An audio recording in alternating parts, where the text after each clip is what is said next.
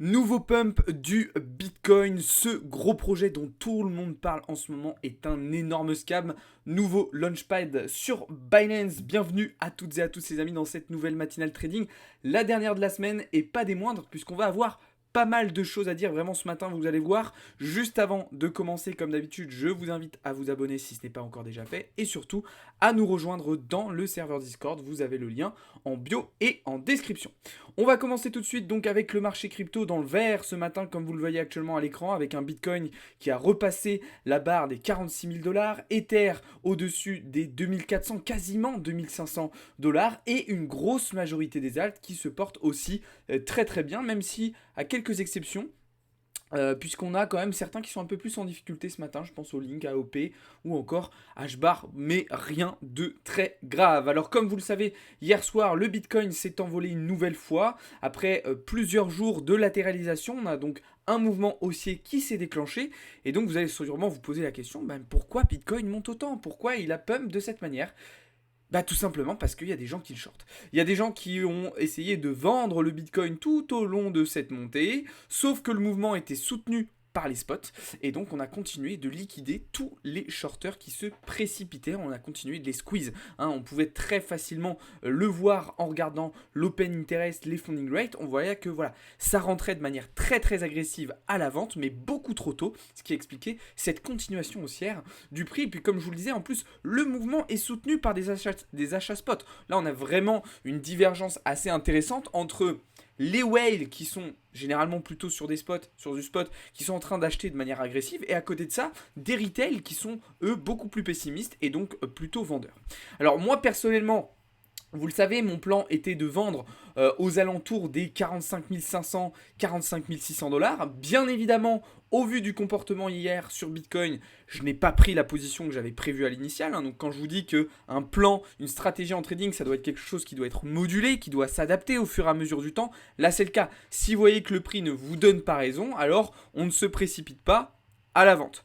Par contre, ce matin, j'ai pris la décision de me positionner aux alentours des 46 500 $. Alors, c'est une première entrée, d'accord, je vais fonctionner avec un système de double entraille là sur BTC, puisque selon moi, ce n'est pas impossible qu'on aille chercher jusqu'à 48 000, zone sur laquelle il reste un petit peu de liquidité à récupérer, 47 500, 48 000 $. Donc, c'est une première entrée avec une taille de position vraiment réduite. Ok. Et potentiellement, si on vient chercher plus haut, alors là, je rentrerai de manière un petit peu plus agressive pour aller chercher du retracement. Parce que oui, effectivement, ce mouvement est intéressant, mais le problème, c'est qu'il est un petit peu trop vertical. Déjà, le fait qu'on n'ait pas nettoyé les 40 500 $, ça m'embête un petit peu. J'aurais bien aimé qu'on nettoie cette zone avant de repartir vers le haut. Et puis là, on voit que à nouveau, à la cassure de cette structure, on a quelque chose de très impulsif. Donc pour moi, il va y avoir besoin d'une respiration. Donc potentiellement, l'idée, ça serait voilà, 43 000, allez, on va dire 44 000 $, puis les 40 500 $ dans un premier temps, comme objectif, comme target de retracement, donc sur notre position short sur BTC. Attention, c'est pas un conseil en investissement, ça reste extrêmement risqué au vu de la configuration.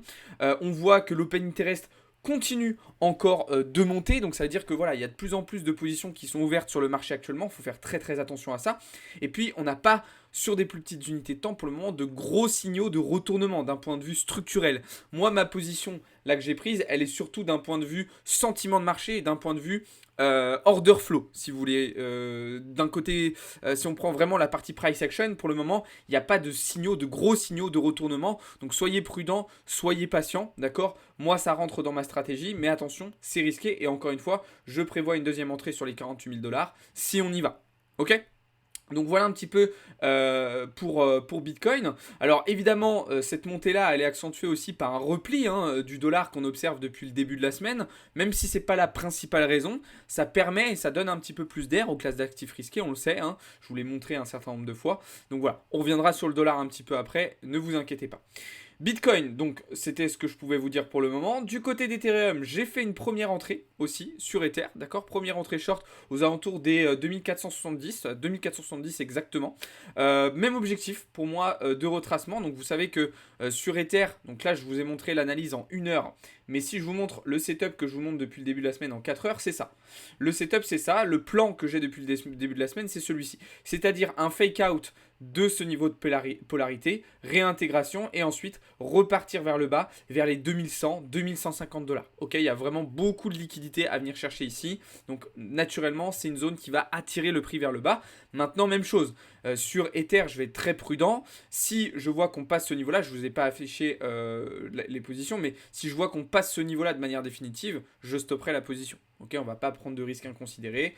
Donc voilà. De toute façon, je vous ai partagé toutes mes positions en détail dans le serveur Discord. Donc je vous invite à venir voir ça. Vous avez encore une fois le lien en bio et en description. Et puis je précise que ce sont des positions très risquées qui correspondent à ma stratégie, à mon risk management. Ça ne va pas forcément être cohérent pour vous. Donc ne copiez pas bêtement ce que je dis et ce que je fais.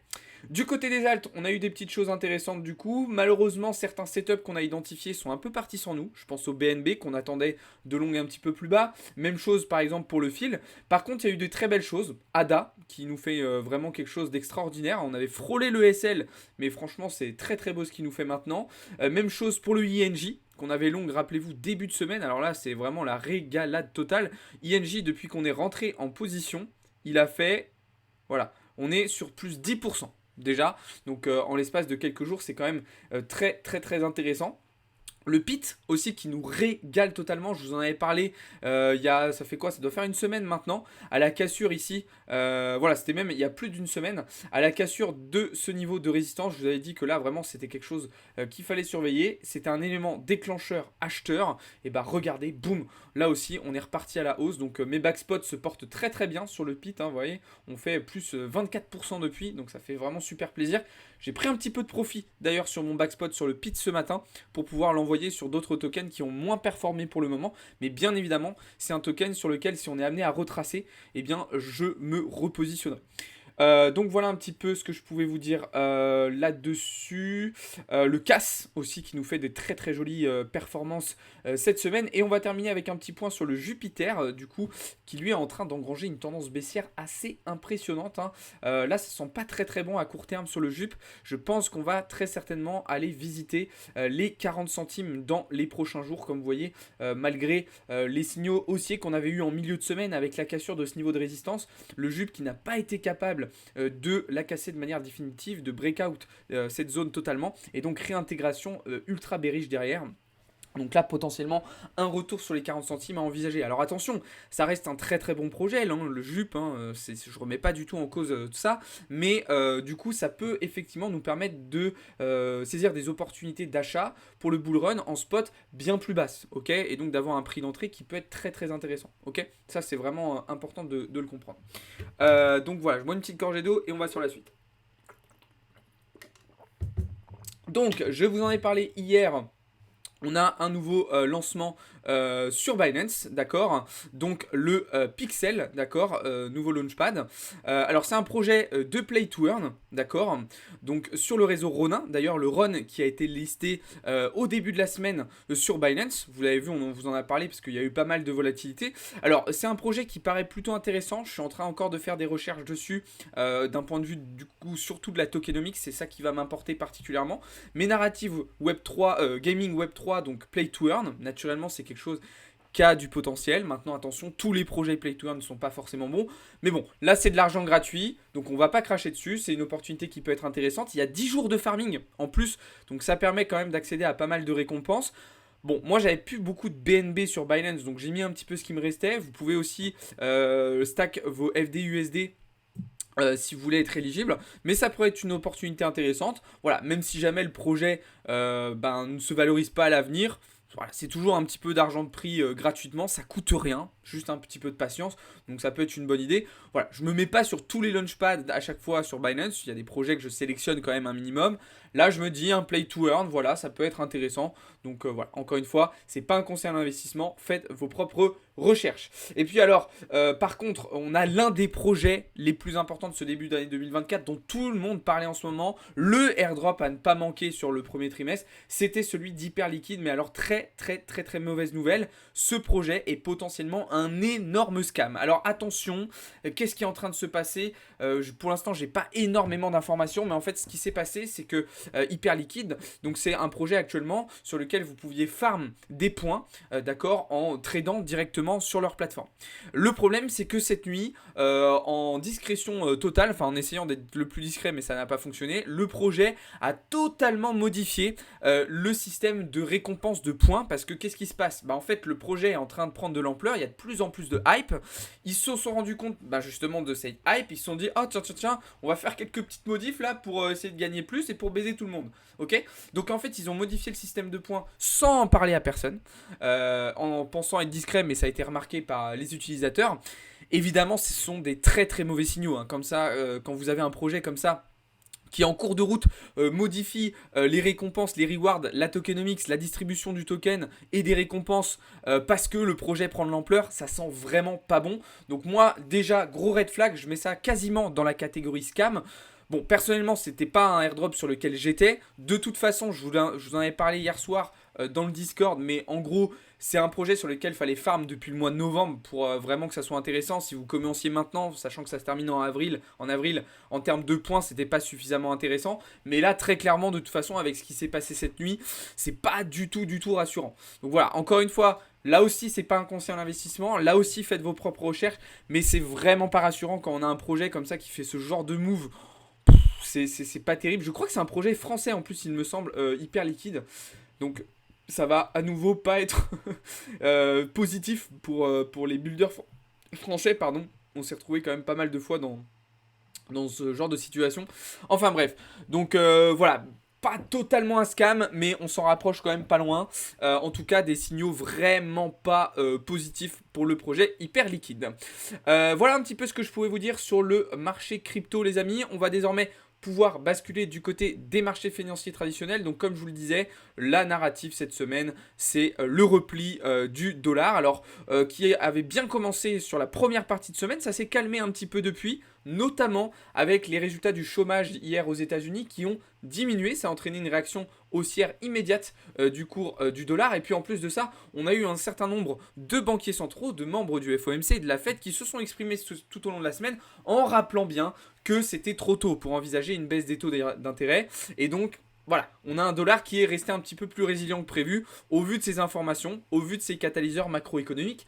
Maintenant, je maintiens quand même un objectif baissier à moyen court terme avec pour objectif de venir chercher notamment cette grosse zone de FVG. Et donc naturellement, sur ces petites unités de temps, je vais plutôt garder des biais légèrement acheteurs. Je pense au gold, je pense à EURUSD, même si sur des plus grosses unités de temps, vous voyez ici en H4, on reste sur des positions vendeuses, hein. Donc voilà pour le gold. Sur EURUSD, c'est pareil. D'ailleurs, EURUSD cette semaine, on se régale. On l'a pris du coup sur du swing, mais on l'a pris aussi sur des plus petites unités de temps. On a pris 3 scalps d'affilée qui ont très très bien fonctionné cette semaine sur EURUSD. Je vous les avais partagés dans le serveur Discord. Je vous ai fait les récaps aussi sur Twitter, hein, des différentes positions.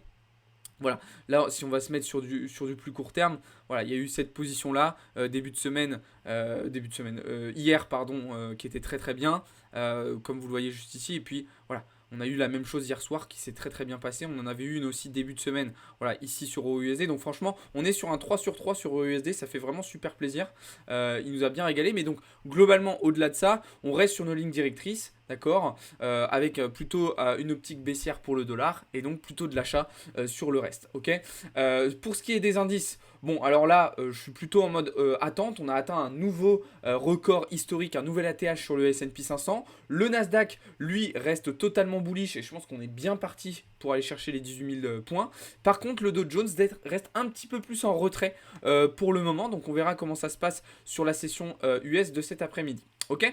Du côté européen, on avait les chiffres de l'inflation ce matin en Allemagne. Sans surprise, l'inflation qui baisse, 2,9% au lieu de 3,7% précédemment, donc c'est bien. Le problème, c'est que la situation en Allemagne, c'est plus tellement l'inflation qui préoccupe tout le monde, c'est plutôt l'activité économique, le risque de récession, et j'ai envie de dire pas seulement en Allemagne, mais sur une grosse partie de l'Union européenne. Donc d'ailleurs on peut observer que ça a eu relativement peu d'impact sur le DAX ce matin. Et donc justement, sur les indices européens, on reste vendeur, que ce soit sur le DAX, sur le CAC, où c'est un peu plus compliqué, ça se passe pas forcément très bien. Heureusement, le FTSE, lui, nous donne raison. Et là, on a une position qui se déroule quand même beaucoup mieux, donc ça fait plaisir. Mais du coup, voilà, pas de grands changements sur les marchés financiers traditionnels, on reste dans nos lignes directrices. On savait qu'on avait une semaine un petit peu plus light en termes de catalyseurs, on a eu purement du technique, mais ça n'a pas été super simple non plus, puisqu'il y a eu des revirements de situation à certains moments. On va déjà commencer à réfléchir à la semaine prochaine. Je vous rappelle qu'il va être une semaine très importante puisqu'on aura les chiffres de l'inflation sur le mois de janvier aux États-Unis. Donc ça va commencer à secouer, plus de volatilité à prévoir, mais ça on en parlera un peu plus demain dans le débrief hebdo comme d'habitude. Voilà, sinon du côté du VIX, toujours aussi peu de volatilité et de stress sur les marchés avec le VIX qui est repassé sous la barre des 13 comme vous le voyez actuellement à l'écran. Donc pas de changement de ce point de vue là. Cet après-midi, on se retrouvera pas, du coup, normalement, à part s'il y a des dingueries sur le marché, je ne pense pas lancer de live parce que j'ai quand même pas mal de boulot, donc je vais en profiter pour travailler sur d'autres choses. Par contre, vous aurez Théo à 18h qui reviendra sur les actualités de cette fin de semaine. Voilà les amis, j'espère que j'ai été clair, j'ai essayé d'être le plus concis, le plus résumé possible. Si vous voulez aller un petit peu plus en profondeur, en détail dans ce que je vous ai expliqué ce matin dans cette vidéo, n'hésitez pas à nous rejoindre dans le serveur Discord, c'est là-bas que tout se passe. N'hésitez pas à me dire aussi dans les commentaires de ce que vous pensez de ce qu'on a abordé comme sujet aujourd'hui, donc que ce soit sur le Launchpad de Binance, que ce soit sur Bitcoin, que ce soit sur Ether, que ce soit sur le projet Hyperliquid. Dites-moi ce que vous en pensez dans les commentaires, abonnez-vous, likez, et je vous souhaite à toutes et à tous une très bonne fin de semaine, une bonne journée, un bon week-end, et je vous dis à très vite. Ciao tout le monde, c'était Alex pour Blockchain Capital.